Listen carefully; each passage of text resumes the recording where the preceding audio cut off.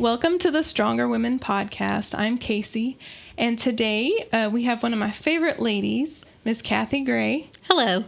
She is here to share some thoughts on the blessing of church family.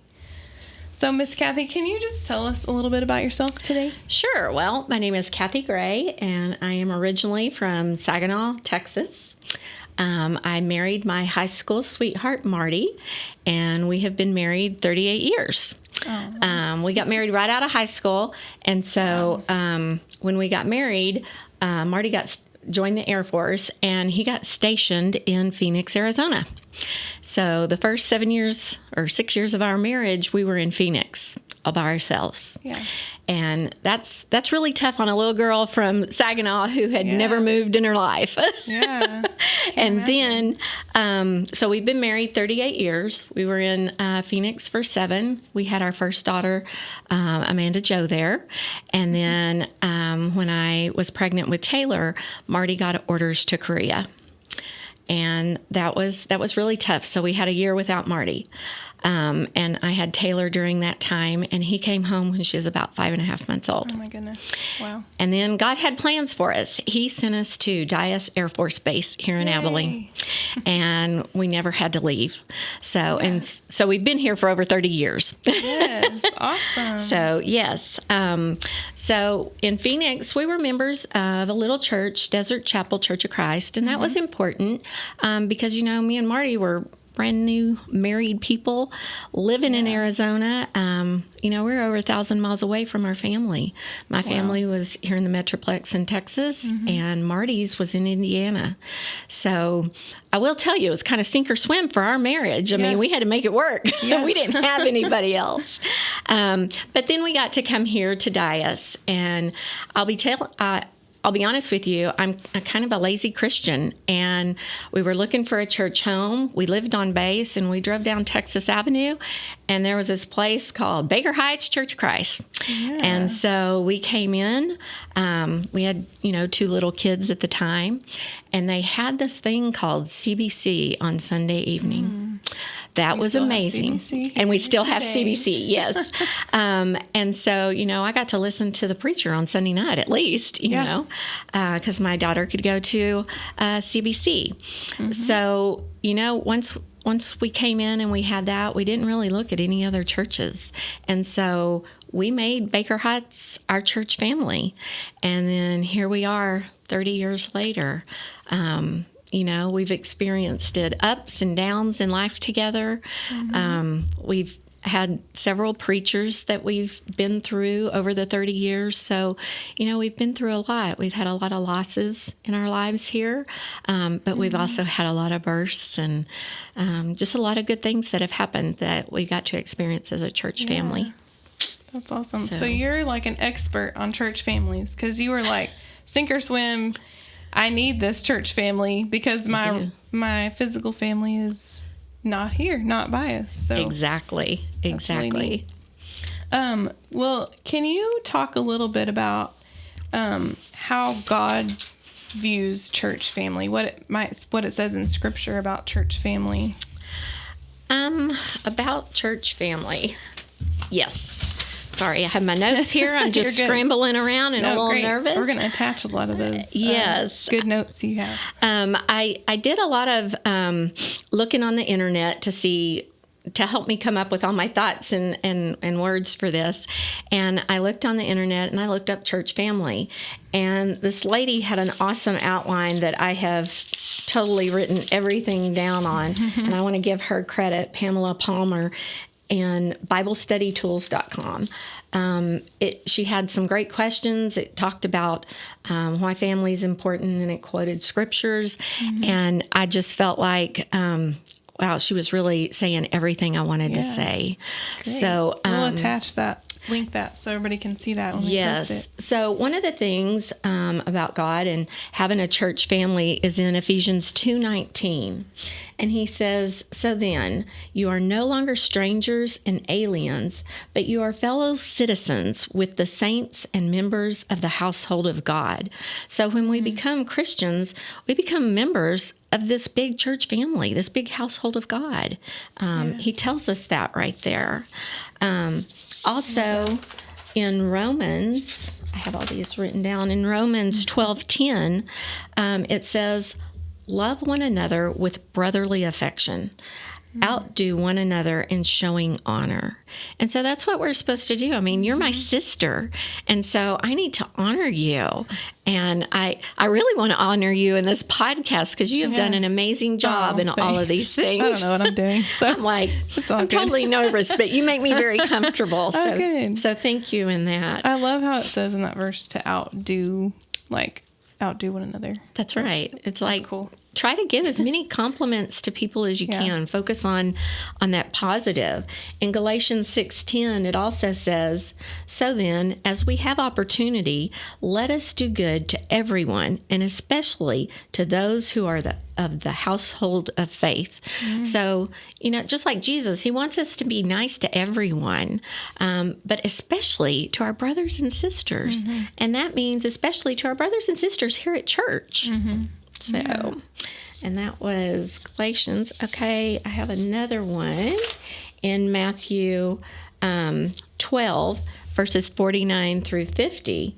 It tells us, "And stretching out his hand toward his disciples, he said, 'Here are my brother and my mother, and whoever does the will of my Father in heaven is my brother and my sister and my mother.'" So that right there, God is telling us that we're family. Yeah. I mean, we're family members. Our brother. That's He is. Awesome. God is our brother. God is, he's our father, and we need to think of that. And we want to please, all kids want to please their parents. And so we want to please God. And then let's see, the last one is Galatians 3:29. It tells us, "And if you are Christ, then you are Abraham's offspring, heirs according to the promise that God made to Abraham." So that right there tells us we're his offspring. Yeah. So we should be excited about that. It's his plan from the beginning. Yes. But sometimes, when you think of your church family, or your regular family, sometimes I think, oh, you've got that crazy aunt, or oh, that uncle, or are you the crazy aunt, Cathy? Yeah, I'm probably the crazy aunt. But sometimes they're dysfunctional and stuff. But in Colossians 3:13, it says, "Bearing with one another, and if one has a complaint against another, forgive each other, as the Lord has forgiven you, so you also must forgive." So sometimes we forget about that in the church, that we are brothers and sisters. And just like in your regular family growing up, your sister may make you mad, your brother may make you mad, but you work it out. It's still, it's your brother and sister. You bear with one another. Yeah. And you forgive each other. That's what we need to do. And sometimes it is hard because maybe I'm not as comfortable telling you, "Hey, Casey, you really offended me," or something. But that's what the Bible tells us to do. And you, as my sister, would be like, "Oh, okay, I'm sorry." It could be simple misunderstandings and stuff. Yeah. So we've really got to treat each other like true brothers and sisters. And Christ is telling us, God's telling us in the Bible to do that. And then, let's see, I have 2 more verses. 1 Thessalonians 5:11, it says, "Therefore, encourage one another and build one another up, just as you are doing." And then 2 Corinthians 13:11, "Finally, brothers, rejoice, aim for restoration. Comfort one another, live in peace, and the God of love and peace will be with you."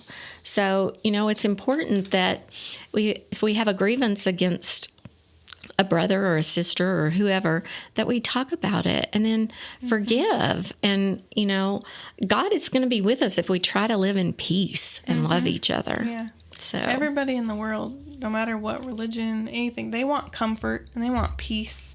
Just like that verse says, and God wants that for everybody too. And He tells us how to do it. We just have to listen and do it. Yeah. Sometimes we're hard at listening. Yeah, I am. Well, what would you say you love most about belonging to Baker Heights or a church family in general? Oh, the most? I think I'm going to have to say whenever I'm dealing with anything, I'm not alone. Mm-hmm. And I know that I have a huge church family. Mm-hmm. Being military, not having our family close, and then losing my mom when I was 30, right after we got here, mm-hmm. it was nice to have Baker Heights here, my church family. And I've lost all the members of my immediate family, and Baker Heights has always been here. And you're not just here for the bad times, but you're here for those good times. You're here for when my kids graduated high school, they graduated college, one of them got married, and then most importantly was y'all were here when I became a grandma. And I got to share that with everybody. So it's a lot of fun. And it's nice having a huge family to share that with. And also, when you got married, when you had babies, it's nice to be there. It's like you just have a huge family you get to share everything with, good times and bad times. So when we have our bad times, we try to lift each other up. And then when we have our good times, we all just celebrate with each other. Yeah, and it's fun. But that's my number one thing about having a church family is that you don't have just a little small family. You're not an only child. Yeah. You have a huge family to help you get through anything. Yeah. A lot of people I know don't have family here or don't have family living, and it's just so great to just have family, a huge family. And also, I don't know if other people have done this, but when we visit, like when we're on vacation or something, we'll visit another church, and it just it feels like family. It's not like, even though I don't know them, it's not like sitting in a restaurant with strangers. That it's like wherever I go, where there's a church, I can have family, Exactly. You're never alone. Yeah. It may be just really distant, that great aunt. Yeah. that you see in another town or something. Yeah. But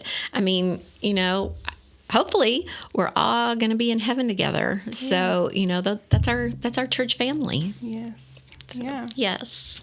Well, our Stronger Women podcast, we have a theme verse. It's, is it on our sign? It's not on our sign. No. Well, it's Psalms 118:14, if we forgot. That reads, "The Lord is my strength and my song. He has become my salvation." So our goal is to grow stronger in the Lord. So has your church family helped you grow stronger in the Lord? Oh, definitely. With all the things we offer here at Baker Heights, 30 years ago, I never would have thought I would be helping run CBC, the one thing that brought me here to Baker Heights. Yeah. And I really enjoy doing that. I love doing the puppet skits and teaching children, and I think they're the future of our church, and I think that's really important. But I know being a part of Baker Heights has made me stronger. We also have ladies' Bible classes. Who would have thought I would be doing a podcast, 10 years ago? Yeah. And look at us now. Here we're having podcasts. I sure never thought I'd be doing this. It's fun. Yes. Well, so is there anything else about Baker Heights or anything else about church family you'd like to share with us today? You've told us a lot. We've talked a lot. Give you my history. Well, if anybody is out there feeling alone, I highly suggest you seek out a church family. Even my daughters, not that long ago, we were talking, and it's like when my sister passed away, it was like, how do people get through things like this? And I'm like, I don't know. If I didn't have Baker Heights in my church family, I don't know what I would do. It's amazing what a church family will do for you. They'll drive 2.5 hours away to attend a funeral. They'll be right here with you when you're having your baby, waiting for that first grandbaby to come. They're at the hospital for you, or, they're watching your kids when you're having a baby. Yeah. So others can be there with you. We get to celebrate, and we get to see other people who have been studying the Bible become Christians, become part of our church family. And that sometimes that can be kind of overwhelming after you're baptized and you want to be a part of a church family, and you see all these members around you, and that's now your family. Yeah. I'm like, it can be kind of overwhelming. Yeah. So I highly encourage everyone to have a church family. Yes. So I don't know what I would do without Baker Heights. I'm the same. There's so many circumstances in life where I've been like, where would I be without my church family? Yeah. What do other people do when this happens? I said, I don't know. Yeah. I know your kids look at their parents for that they have all the answers, and sometimes that was one question that when my girls asked me, I was like, I don't know. I don't know. Yeah. I have no idea what I would do. I would definitely feel alone, and I know I don't when I've had those sad moments in my life, and I know there's going to be other sad moments that'll be in my life, but I know I can count on Baker Heights to be here for me. And that's what God intended when He did made up the church family. Is He intended us to be there for each other and exactly and to glorify Him. To share in good times and in bad times. I mean, we just got to be there for each other and love each other. And I think that's one of the biggest things is to show love. Jesus tells us that all the time, to show love. And I think our country needs that now. We need to show a lot of love to each other. Yes. Whether you're a Christian or not, you can still show love. Yes. Well, I appreciate you so much, Miss Cathy, for joining me today. What you've shared has been super valuable and encouraging. Thank you. And I also want to say thank you to the Baker Heights Church for making this podcast possible.